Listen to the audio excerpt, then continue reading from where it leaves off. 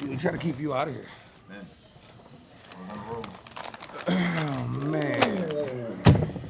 All right, we'll start with an opening statement, then we'll take questions for just the players and discuss them, and then further questions. Yeah, first things first, man. What a crowd!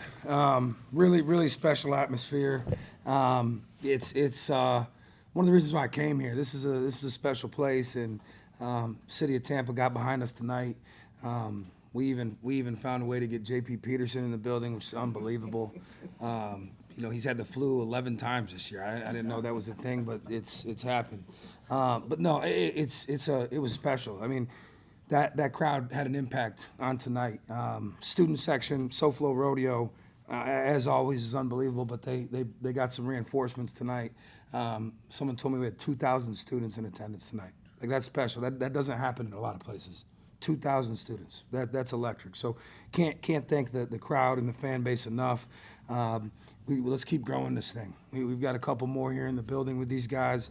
Let's keep building on it. But really proud of our guys. I'll tell you, this one was a tricky game because, you look at their overall record and, you're like, okay, Memphis is all right.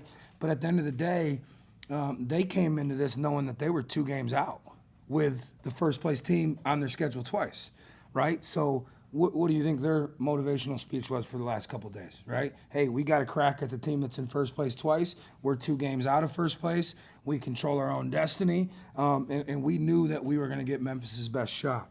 But I think these guys did a great job tonight letting them know that best shot wasn't good enough. Not tonight, not here in Tampa in the Yingling Center. Coach Penny does a phenomenal job. I've got a great relationship with Coach. He's one of the good guys in the business. They got a talented team. I just thought that our guys were locked in from start to finish. We had 2 great days of practice. I had been kind of weighing the decision for the last 48 hours on my own about playing zone. And I didn't bring it to the guys. We worked on it a little bit in practice, not a ton, because every time I mentioned going zone, these guys were like, no, let's stay in man. So we didn't talk about it a ton, but I'd watched a bunch of film, and the zone's given them a problem, especially here recently. And so we went to it after about 4 or 5 minutes tonight and stayed in it for the rest of the game for the most part. And I thought our guys did an excellent job in it. So really proud of our effort tonight. But we're taking this thing one day at a time. So got another big one next week. The great thing is we get our bye now, which is great time for us. Get 6 days to clean up some things on our end of the ball, and instead of having to hurry up and turn the page to the next scout, we can take a look within, find some areas that we can get better before we go play a good, scrappy Rice team in Houston. Questions for the players? For both of you, CJ, start with you. Your bigs have really become rim protectors now. You can push out on that perimeter now. How important is it to know that guy behind you is going to stop a lot of drives? It's very important. I still try not to let my man get past me, but I know if he does, I have protection at the rim, and I have trust in Zay that he'll be there and have my back. And you're right there. What's it like when they come at you and all of a sudden, I got this? I just trusted my guards, and my guards trusted me a lot. And so just knowing, like, if they do get blown by, like, I'm letting my guards know that I got y'all back, and I let them know every day in practice, like, if y'all ever get beat, just know I'm right there behind y'all, so y'all ain't got to foul. I'll be there to protect y'all.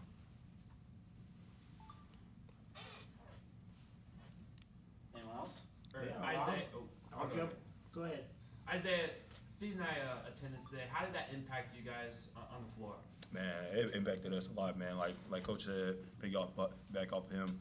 Just the fans coming in and just supporting us every single game, every home game. It just brings another energy and another level of intensity to us. Like, going into the game, it's like, yeah, it's Memphis, so we already got that chip on our shoulder. But then having that crowd behind us, screaming, yelling, and then having all of them throwing their shirts, screaming and yelling, like, that just it put a smile on our face, and then that enjoyment just brought us all out with the W. I don't know where those guys came from, but that was electric. That was electric. I usually would get really upset if our guys were distracted in a timeout like that, but I looked up and it was pretty cool to have that. I think they had cut it to 12, and then they moved to the other side. You guys picked it. Yeah, That was yeah. the key. Someone told me security tried to get him out of there. We got to make sure that doesn't happen. That's a Lee Butler deal right there. We Lee will take care. I know my man will take care of that for us. Isaiah, I'm gonna start with you, both of you again. As hard as you guys play, that doesn't just happen. You can't just flip a switch. How intense are your practices just to get to that? So very, very intense from day one in the beginning of the summer. Like our practices, like coach doesn't like to ease into anything, so it's just like it's a fast-paced thing every day. So a couple guys, we like to joke about it and be like something like our practices are our games, and then game days are like practices. Yeah, just the same thing. We've been going hard since day one, since June, and there hasn't been a let up, same intensity, so we're kind of used to it, so games get easy for us. Isaiah, it's not easy to just start playing zone defense. It takes a lot of practice. Why were you guys so effective tonight with that? Just we always say, just trusting one another. So it's just like if Derek comes in the huddle and if he's telling us his zone, he's telling us what we're doing, and we trust our coaching staff that they watch film every single day. As soon as one game is over, to get on the next team, and whatever they have best for us, they knows what best is for us, and we just execute it. Isaiah, you also hit 200 career rebounds. What does that mean to Blocks. you? Blocks. It's just another day in the lab. I really don't look at those kind of things like that, but the only thing I like is rebounding. We like the blocks. CJ, you guys shot exceptionally well from the free throw line. You guys got to the free throw line a lot. What about your guys' game allows you guys to drop so many fouls? We play fast paced, so everybody's scrambling and running after us, so it's hard to stay disciplined and keep your defensive goals when you're chasing after us, basically. Anything else for the players? Congrats, guys. Thank you, guys. Thank you, guys. Thank y'all. Y'all have a good one. Thanks for the show.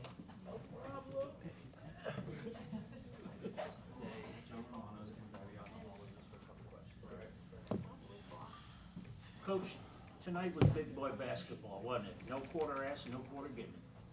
No, I mean it's yeah. I mean that's just our league. I mean, like I said before, Penny's a good coach. I mean it's funny, you know. They're this profession that we chose. You know, you have a bad year, and they're you know, there are some people in their fan base on his ass. I mean the guys for the most part dominated this league since he's taken over. I mean that's just the reality.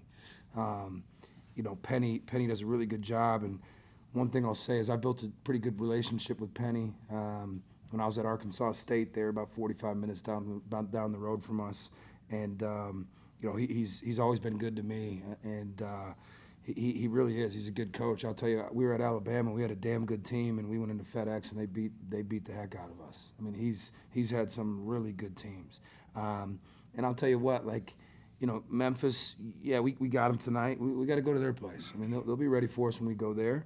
And then, I mean, would anybody in here be surprised if Memphis ends up in the championship game of the conference tournament? No, that wouldn't surprise anybody, right? So, you know, they've got things to fix just like we all do.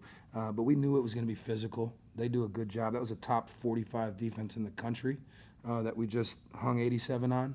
I mean, one thing about it, they're top 45 in the country, and over their last 5 games, analytically, they're a top 15 defense in the country. I respect the hell out of Penny for a lot of things. He goes and plays a conference game and then flies across the country to Utah and goes and plays at Utah State, right? Not many people are willing to sign up for that.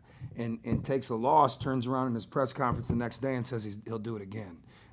He doesn't run away from anything, and you know, he's done a hell of a job. So we know that we got this one tonight, but we'll have another physical, tough game at FedEx here in a week and a half, 2 weeks.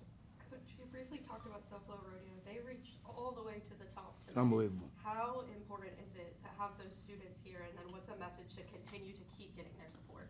Yeah, what I'll say is that group's so special. The leadership from that group's unbelievable. I mean, I go on campus and do things to promote the games. And today we went and we handed out insomnia cookies around campus for about half the time we were supposed to. We got booted from the student center, but we handed out cookies and man, I turn around and I got half the Self-Flow Rodeo leaders behind me. I mean, they're everywhere I'm at. They're unbelievable. They're so passionate. And what I would say to the rest of the student body is man, that's part of the student experience. like come here and hop in that crowd tonight and tell me you didn't have a good time, right? That's what's special. We're in the most beautiful city in the United States of America. We've got beautiful facilities. Our teams fun to watch. I would be surprised if some of those kids said, I'm not going to go back next week, right? I'm sure they had a blast. And so credit to those, the leaders and the people in SoFlo Rodeo, because they're doing a great job promoting it every single week and getting more people out to the game. I can't thank them enough. Coach, with about 4 minutes left, there seemed to be kind of a verbal spat between you and Wes Dennis on the bench. Is there any comments that you have on that situation and what happened moving forward? Yeah, he told me he could dunk. I told him he can't dunk. He told me, yes, I can. I told him, I've never seen you dunk before. And that's what it was. Went back and forth about 6 times. And Wes is a great kid. He's an elite competitor. I love it. I love that from him. I love it. It's what makes him good. He's not disrespectful. Nothing negative happened there. I coach him hard as heck. If you haven't noticed, I coach him hard as heck. But I know that I can. He knows that I love him to death. I have his best interest in heart in everything he does. But he's just an elite competitor. And I told him to lay the ball up in that moment, right? The game's not over. We don't want to get goofy. And he's such a competitor, man. Everything he does is with elite fire. But those are the guys that I want to coach. Coach, when you think of zone, you think about people relaxing. Your zone was active tonight. It almost looked like a matchup. People were all over the place, and it really gave Memphis trouble. Yeah, it's a tandem 2-3 zone. So obviously it looks like a 1-3-1, but it's a tandem 2-3. And I'll tell you, when I think about zone, I don't think about relaxing. I mean, it's just a changeup. Honestly, you got a team that has a bunch of really good players that are really good in their man sets. Struggle against zone, right? You just take them out of their rhythm. And I just felt like they never really were able to find that rhythm against our zone. And so we were going to stay in it until we felt like they did. And they did a good job in the second half. We got a little lax and we gave up some corner threes, miscommunication on under out of bounds play. Honestly, like that was strictly a miscommunication. And outside of that, I thought we were excellent in it. And I told the guys, one of the best things about it is it just makes us that much harder to prepare for, right? I mean, if you're one of our next couple opponents and you sat here and watched us play 30-plus minutes of zone tonight, you're going to work on zone in practice, right? And so we have that as a change-up. Our guys are good in it. I want to make sure I give Isaiah Jones was phenomenal tonight. He played 21 minutes. He was 8 points, 7 rebounds, 4 boards, and was a plus 20. Isaiah Jones is our best zone defender. One of the benefits of the transfer portal area is he's coming from a school that played zone for 40 minutes, and he's elite at it. He's an elite talker. He directs traffic, and he was kind of that anchor for us tonight. So want to make sure give him, a proper shout out because he was phenomenal. So you guys haven't played a lot of zone. It's hard to go to that in the middle of the season. Why were you guys so easy? We've had it in our back pocket. I mean, we've got a lot of. You work on stuff all year, right? We make sure we work on zone. We work on press. I mean, we mix it in throughout the week because you got to have change ups, right? And so we've had it. I had the guys work on it 2 days ago in practice.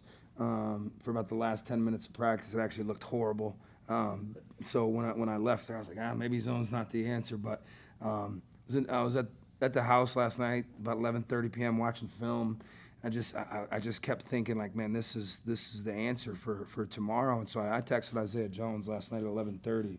Said it's gonna be a big game for you tomorrow. And he woke up this morning, responded, was fired up about it, and we made that decision. I knew I was gonna go to it at some point. The idea is to always come out and man, get our matchups right, see what things look like against our man defense, and have that as a changeup. But we work on it more than you probably think. Coach, I'm going to ask you the same question as the players. Your practices have to be super intense to get those guys to play that hard. Yeah, the goal is practice is harder than games, right? If practice is harder than games, when you walk into a game, you're not going to be, there's no shock and awe, right? I mean, we compete. I mean, if you step into a practice, you watch our practice, it's intense. We had some great faculty and staff from around campus in practice the other day, and I think they left with a new appreciation for what our guys do during the day. Our practice is intense, but we recruit guys that enjoy that want to work, that take pride in the grind, It is. We get after it. And, you know, the goal, honestly, there is days where, you know, we monitor our guys' load, their physical load, whether it's movements and how many distance they travel and total exertions. And there's a lot of days in the fall where our practice was double what it is in a game, right? And that's what you want to be able to simulate. Good? Anyone else? All right. Appreciate y'all. Thank you very much. Congrats, Coach. Thanks. Good win.